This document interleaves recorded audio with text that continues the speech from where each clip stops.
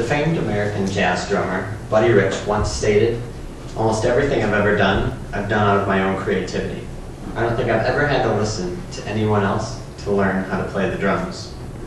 Buddy Rich truly lived by this statement, which is apparent throughout his lifetime and career. Buddy Rich deserves to be recognized. He deserved to be recognized because he began drumming at a very early age, continued to progress throughout his lifetime, and influenced many musicians as well as drummers throughout the world. First, we'll examine his childhood. Buddy Rich, as a child, went by the stage name Traps the Drum Wonder. Traps meaning the drum set, the bass drum, snare drum, toms and cymbals that he played, and Drum Wonder because he truly was a musical wonder to the world. In Mel Torme's book entitled Traps the Drum Wonder, The Life of Buddy Rich, Torme states that Buddy Rich began playing the drums as early as 18 months. Buddy Rich was born a natural drummer and performer. His parents, vaudeville actors, helped jumpstart his career. Buddy Rich eventually became so comfortable performing on stage and in front of audiences that he made his way to television and eventually numerous Broadway performances. And at the height of his childhood career, Buddy Rich was dubbed the second highest paid child actor in the world. In addition to beginning drumming very early in life, Buddy Rich continued to progress throughout his lifetime. According to the Smithsonian Magazine, Buddy Rich had always admired an older yet fellow jazz drummer by the name of Gene Krupa.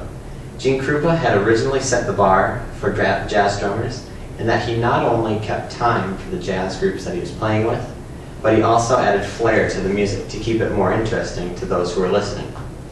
And Buddy Rich clearly mimicked Krupa's techniques in that he also added flair to the music and eventually developed his own style of drumming.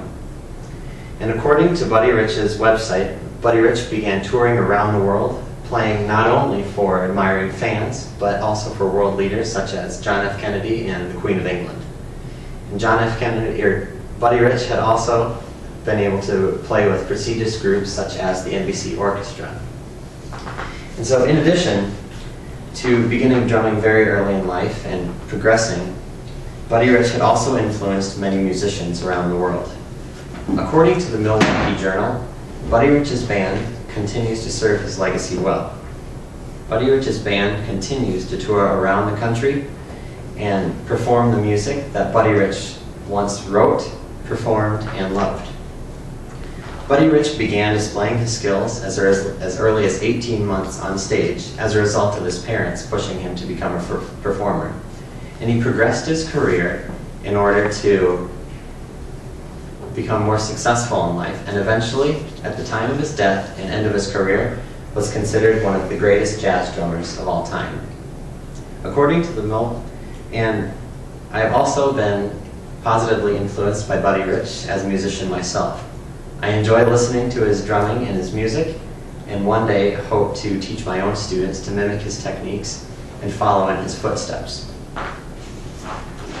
And because of Buddy Rich's early start in drumming, his 18-month-old debut, his progression throughout his career and lifetime, living up to the world's greatest jazz drummer, and also influencing many musicians to come, Buddy Rich deserves to be recognized.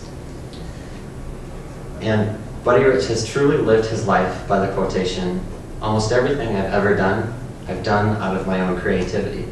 I don't think I've ever had to listen to anyone else to learn how to play the drums."